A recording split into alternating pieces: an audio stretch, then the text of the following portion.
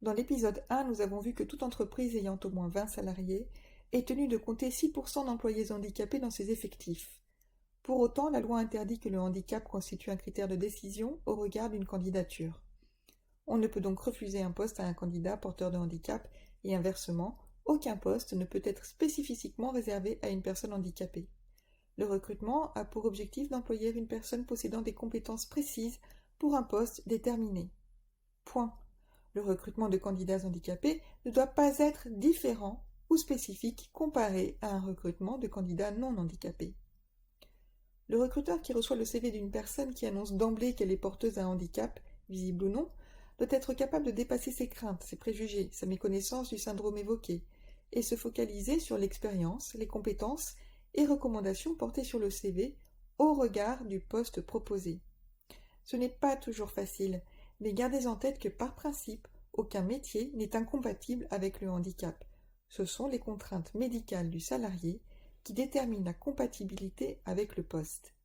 Et puis, si le candidat handicapé a répondu à votre annonce, c'est bien qu'il estime disposer des qualités requises. Pourquoi ne pas lui laisser sa chance en étudiant son CV? Le terme d'autisme véhicule chez à peu près tout le monde, recruteurs compris, des images d'enfants se tapant la tête contre les murs, seuls, incapables de communiquer, limite déficients mentaux. En réalité, il existe différentes formes d'autisme, et l'autisme Asperger se situe à la limite des troubles du spectre autistique, on parle de TSA léger.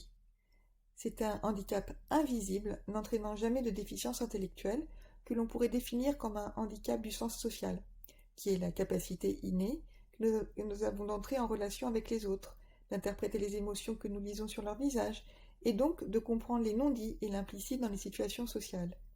L'autiste Asperger, souvent hyper ou hyposensible, se trouve donc dans l'environnement social comme dans un pays un petit peu étrange, dont il ne comprend pas toujours tout à fait la langue et les usages. Ses facultés cognitives se situent souvent au-dessus de la moyenne et il montre des facultés intellectuelles particulièrement élevées dans certains domaines. Habitué à s'adapter à son environnement, l'ASPI se révèle un collaborateur tenace, fiable et très impliqué. Par exemple, en ce qui me concerne, ma passion pour le mot a orienté mon parcours professionnel dans le monde de la communication print, web et digital. Une autiste Asperger directrice de communication? Eh bien oui, c'est possible.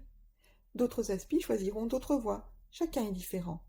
La recherche de l'excellence étant une caractéristique que l'on retrouve chez tous.